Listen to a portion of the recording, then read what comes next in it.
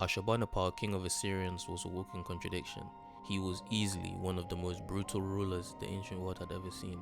He built entire campaigns on terror, he destroyed cities to send a message, and he designed punishments to break people psychologically.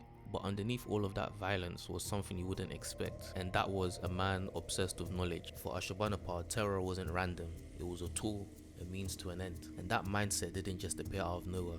Like a lot of kings, emperors and dictators throughout history, Ashurbanipal's early life was basically a Game of Thrones, and I'm talking about the good seasons. His grandfather Sennacherib was murdered in a brutal palace coup by his own sons. Esarhaddon, his father, only became the king after fighting a bloody civil war against his brothers for the throne. So violence wasn't some unfortunate accident in this family, it was the foundation. Esarhaddon didn't want his sons to grow up and to repeat that same bloodbath, so instead of naming one heir to the throne, he tried to be clever and he split the kingdom into two.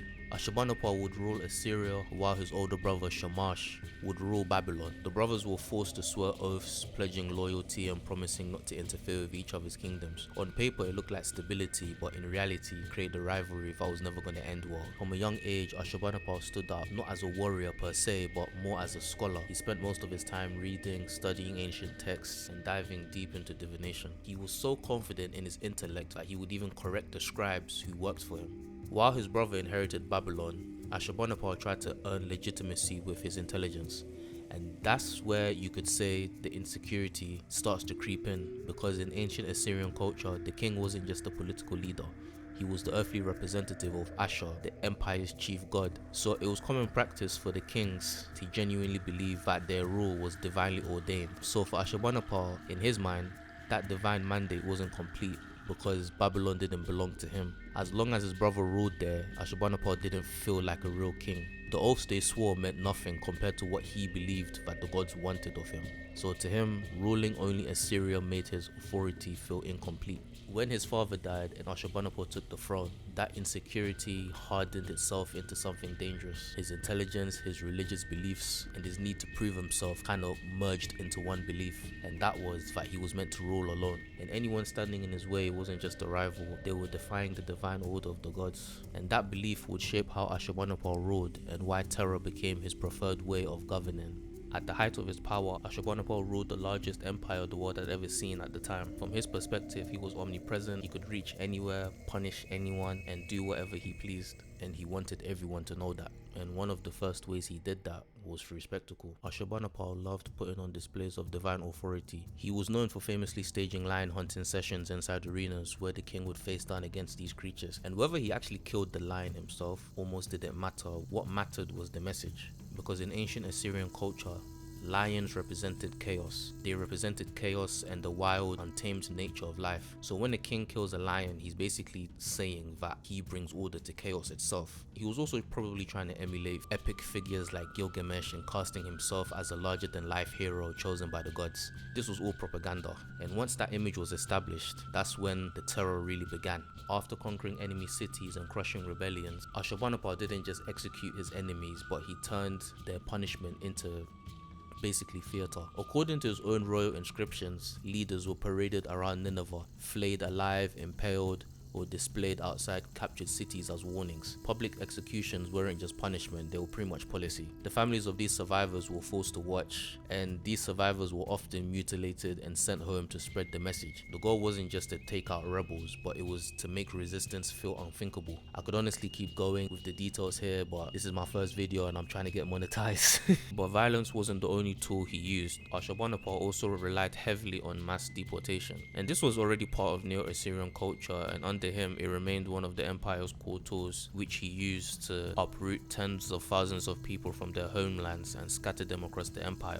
See, one of the reasons he did this was to destroy any chance of future rebellions, but also deportation was used as a method to strengthen his role, because he would often take skilled workers, artists and soldiers as forced labor and use them to build monuments, expand his military, and carve the reliefs, which were of course used to glorify himself. So fear didn't just punish, it was used to build his empire.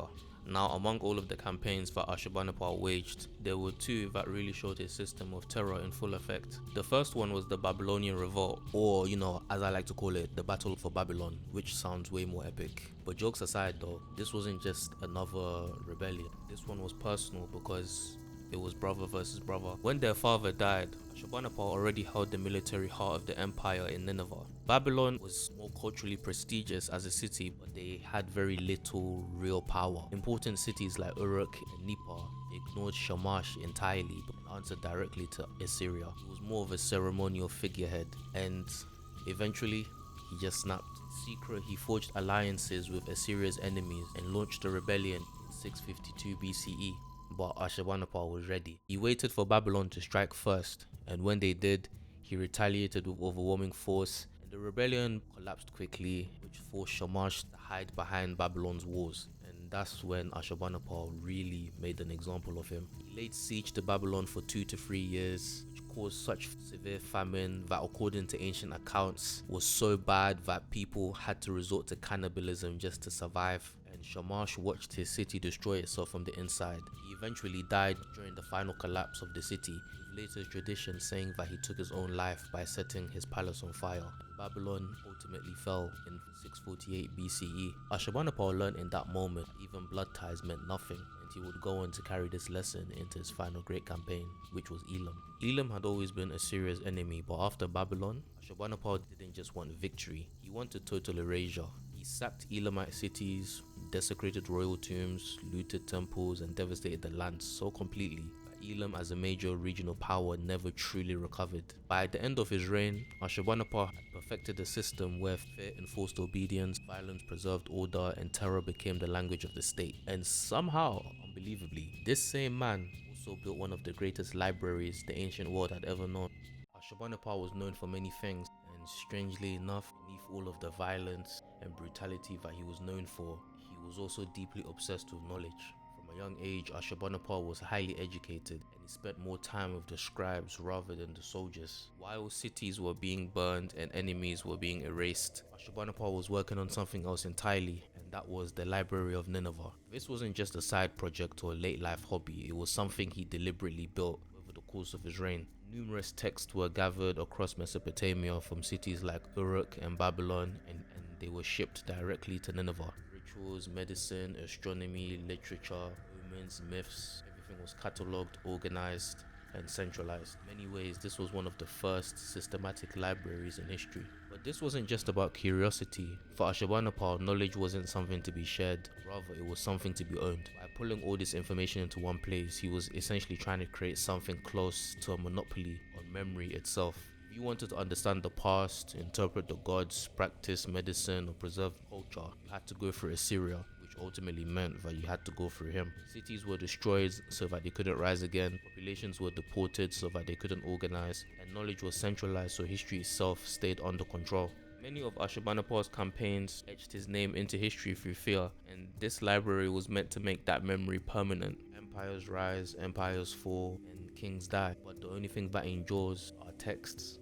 And that's the final irony. But you see, fear only works while the person wielding it is still alive. After his death, the enemies he had terrorized didn't disappear, rather they just waited. The Babylonians formed a coalition of the Medes, and together they marched on Nineveh. After a siege lasting only a few months, the city was destroyed. The Assyrian Empire collapsed so completely that there was nothing left to restore. No revival, no imperial state, no second chance. The system Ashurbanipal built on fear died with him, but what did survive was his library. Buried beneath the ruins of Nineveh were tens of thousands of clay tablets, and because they were written in clay, they were able to survive when everything else burned. Ashurbanipal failed to build an empire that could outlive him, but he did succeed in preserving his memory, not through conquest, not through terror, but through the very knowledge that he tried to control. Fear gave him power, and knowledge gave him permanence, and in the end, only one of them lasted.